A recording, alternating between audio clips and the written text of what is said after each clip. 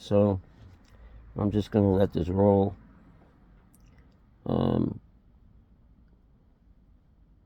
This is a discussion, but not really. It's a one-sided one because it's just me. But I had a good friend of mine suggest that I do something like this because of the knowledge of music that I, or other people seem to think that I possess, which is pretty large, I guess. I've been listening and making music almost my whole life. This one is going to be okay, first of all, my friend that suggested this, he's a good friend of mine and a bass player that I play with, and he's a great guy, Brian. And he suggested, that you do one that is,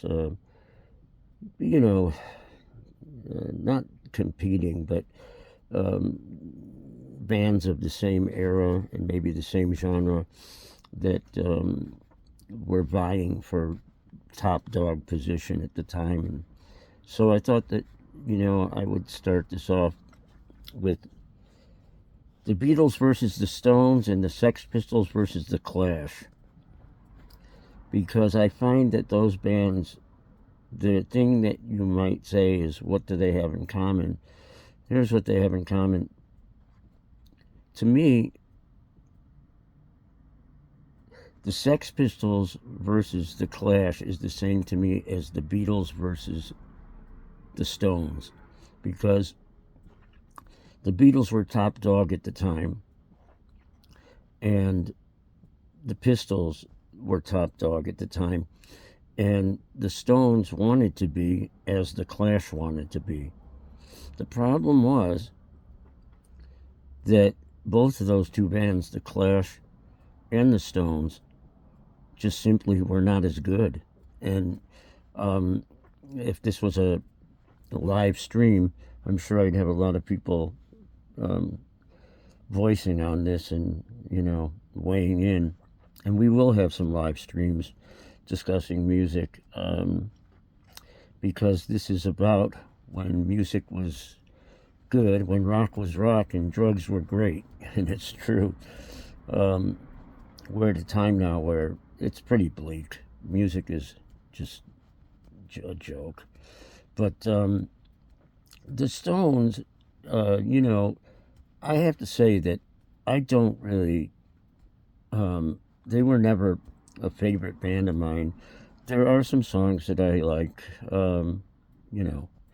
it just works that way when stuff is pushed in your face constantly. You're going to find something that is tolerable, at least. But the Beatles were, they were magic, it's true.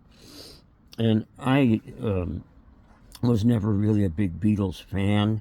The way it happened was I was more a John Lennon fan, and then I started to, appreciate what he did with the Beatles and the Beatles as a whole. I always thought that Paul McCartney was really just namby-pamby little pussy, and he wrote the songs that were like merry melodies. Like, how could you possibly go from a song like, or John, it's a John song. There was a time when I wouldn't even know the difference between a John song and a Paul song. I admit that, but when I did, the noticeable difference was so huge. I mean, when you have a song like John writing, he blew his mind out in a car, and then it goes into obla-dee, obla-da, who's who. You know that Paul is the merry melody maker of the obla-dee stuff, and John is the serious, life-reflecting, the difference. And the difference was so huge when they went their separate ways, and John did his solo albums and had stuff like Cold Turkey, you know, talking about, you know, kicking heroin and you know, How Do You Sleep at Night, directed to Paul McCartney for being a real money miser and, you know, basically wanting to keep the band going for what it could pull in dollars. I'm sorry, I had dental work and I can't talk real well with this dental work. But anyways, the Stones to me never even came into the view. When people would compare those two, I was like, how could you even compare them? The Stones to me, I mean, I never thought Mick Jagger could even sing. I still don't. I don't think he's, I mean, it's like Frank Sinatra, where people say he was such a great singer and stuff. My mother used to, you know, people that age, and I'd be like, what are you talking? He talks. Like when he's saying, Chicago, Chicago, my kind of he's talking. And Mick Jagger, I don't know, man. It's just, you know, he doesn't sound like, he doesn't carry melody very well. Now, I can't say that about Paul McCartney, even though he's not my favorite Beatle. He is definitely, he was, and everybody knows it, he was the most musical of the band. But he was just, you know, I just thought he was just really lightweight, and you know, he didn't really attack any real issues. Although I will say, I was very, very surprised to find out he wrote Helter Skelter. I would have picked that to be John, but it wasn't. It was Paul. And I do know Paul's his major achievements in the Beatles, and I believe I know him very well. I mean, I don't like him. Like the Long and Winding Road, I think is it's like a real old geezer tune, you know. And but it is a great song as far as its composition. But his stuff that I did like and didn't just tolerate, but I liked, was like Hey Jude. That was a great song. And Yesterday's another one that goes in with like the Long and Winding Road. Old people like that stuff. But Yesterday also in its composition was, of course, great. But I liked Hey Jude, and what was the other one? You know, Baby I'm Amazed. That was great. He wrote some good songs, but for the most part, John carried the burden of the ones that were, you know, the ones I thought were the really ass-kicking ones. And the Stones, I mean, you know, I just don't even see how they get compared to the Beatles. Maybe just because of the time period, but the Beatles just. I mean, you know, speaking of when I was saying Frank Sinatra, when he said he thought the greatest love tune ever written was by George Harrison, which was Someday, I don't know if I would agree with that, saying it was the best ever song, love tune, but it definitely ranks up there. I mean, Harrison really scored with that one. That was an amazing song. And, you know, even Ringo had some good, you know, Yellow Submarine. When he went on his own, he had some good ones, you know. What's the one? It Don't Come Easy. That was a great song. The Beatles, though, you know, we could get into them deeper in another, like, Beatle dive. But the thing is that this is more about, like, you know, the bands that were in second place and never really could take the first place. There's no way. I don't care if the Stones outlasted the Beatles and they go for another 100 years. They'll never be the musical specialty that the Beatles were as a band. You know, people like to say stuff like, "Oh, Keith Richards has a style that nobody knows it's really appreciates it." Keith Richards is god awful. He's just a god awful guitar player. I don't know what they would do if they didn't have what's his name? Who is it? Ron Wood. It just showed, you know, with Mick Taylor, and that was actually the Stones that I thought was the best. was with Mick Taylor. But there are songs of theirs that I like, but they'll never go into the place of the Beatles. I mean, um, we could go way into this, but it's just like with the Sex Pistols. When the Sex Pistols, even if Johnny Lydon likes to say that it was just a advertising thing, and he likes to say that now, that it was just a bunch of BS and stuff, but that's not entirely true. It was a real movement. I mean, I was there. I was 18 years old when that thing exploded, and it was prime age, 17, 18, and they were the first, but they weren't just the first. There was just a magical cohesion about the four of them. And God Save the Queen, Anarchy in the UK, those songs were so monumental at the time. And man, I mean, I was in Chicago, and even though it wasn't New York or LA, it had a pretty thriving punk scene. And at that time, I remember in the clubs that were packed the most with the punk, attracting the punk thing, when those songs would come on, it was truly amazing. You could feel the dance floor and stuff, like bending and buckling and from people. And the, I mean, and when the Dead Kennedys would come on, it was something, but not like the Pistols. They had that thing. Johnny Lydon had that growl to his voice, and the, a real English Cockney sort of, you know how he was really, really disrespectful, but smart. He was always very smart, but he would disrespect, people he felt were disrespecting him, but he was way better at it. And he also, it was just like this thing, like with John. He could have been John's brother, just like John, not caring so much about the money and more about the art. Same thing with Johnny Lydon, although I do say both of them probably would care if John was alive as time goes on and money starts dwindling, because that's just the way it is.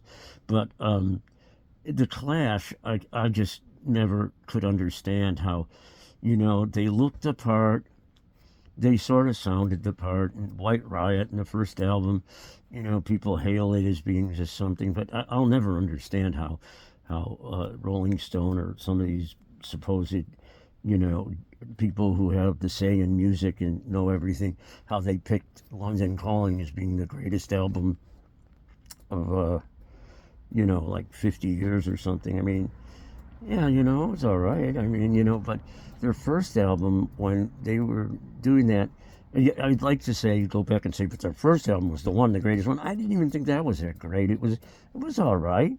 There was a lot of bands that were jumping on the wagon at the time. The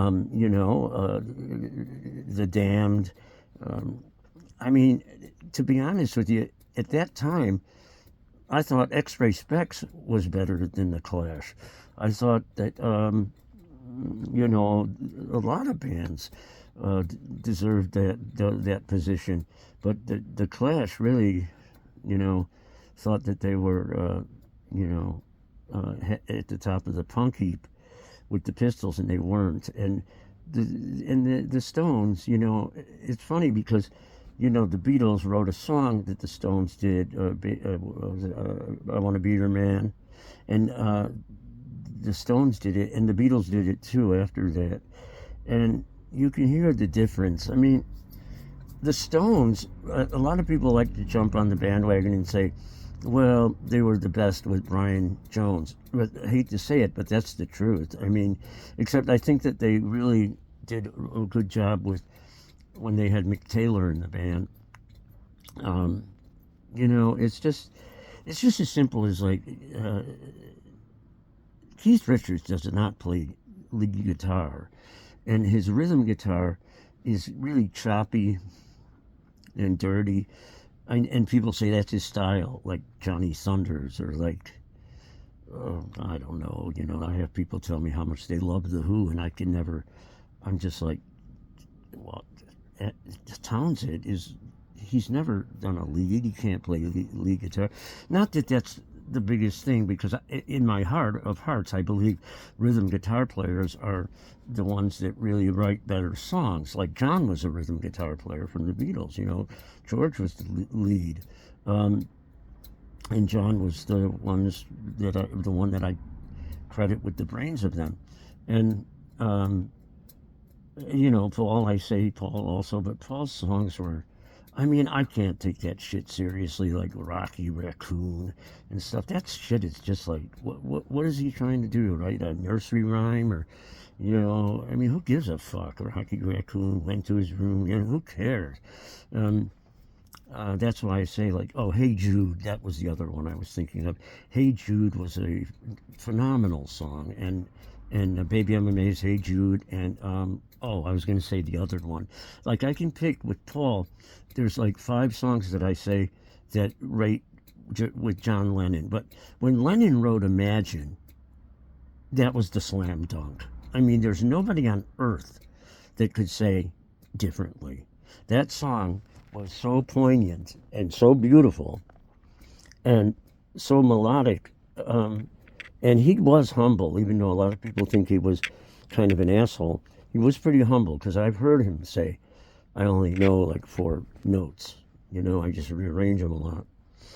And he means that, you know, but he had a way of doing it in an unbelievable way. But with Paul, I usually bag on him, like saying, you know, he wasn't as good of a contributor to the Beatles. But, you know, there was a few songs, like I say, the one that really stands out that I think was like his pinnacle was Let It Be. Let It Be, Hey Jude, Hey Jude, Let It Be, Baby I'm Amazed, and there's one other that I said I can't remember.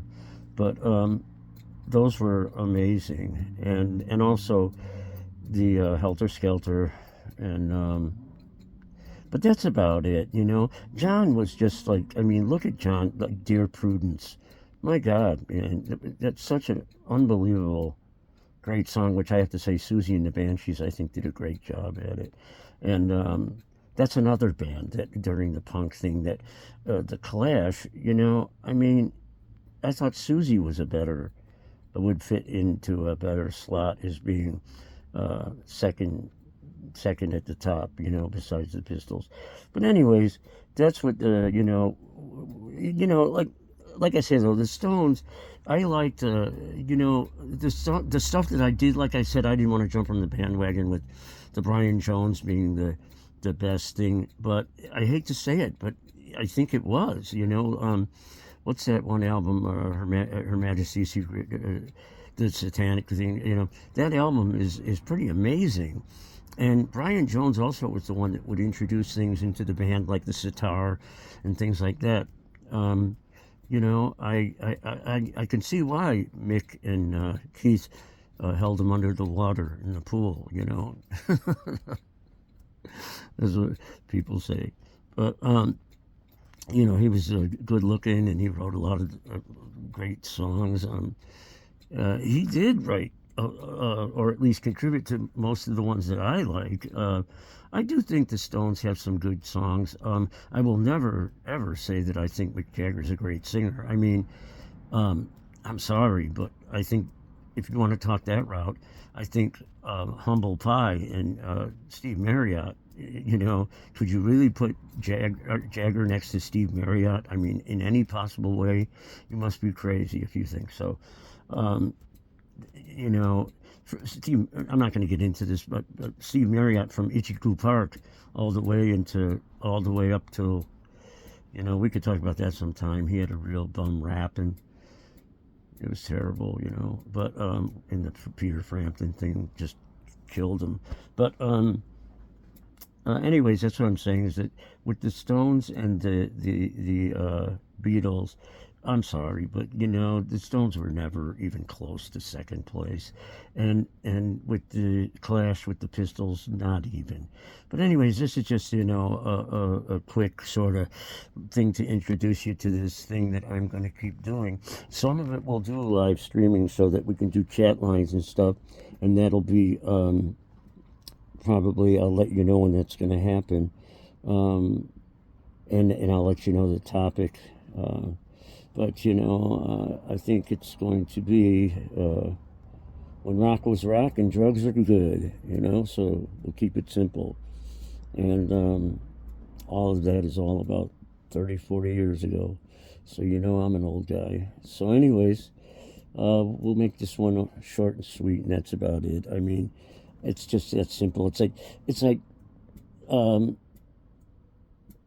I don't know, you know, it's like I have a lot of reverence and a lot of respect for John Lennon, and it's not because he is dead, but when they say only the good die young and stuff, it sure seems that way, you know. It's just you know, crazy that what happened to him, and you know, that's about it. I just and as far as the Pistols go, Johnny Lydon, I will say, at least he knows that doing that band over again is just would be ridiculous. But he could have done it after Sid did his dramatic exit, and he could have done it with Glenn Matlock, who was the original bass player and actually helped write a lot of those songs. But he didn't, and you have to respect that. The Clash, I don't know what happened with them. I just never thought that they were all that. And, you know, the songs, I remember their second album or third album, they had Sandy Pearlman produce it, who was Blue Oyster Cult's producer, and it was called Give 'Em Enough Rope or something, and it was just mediocre. And the first album, maybe if they claim that was their best album, that's pretty sad. I mean, you know.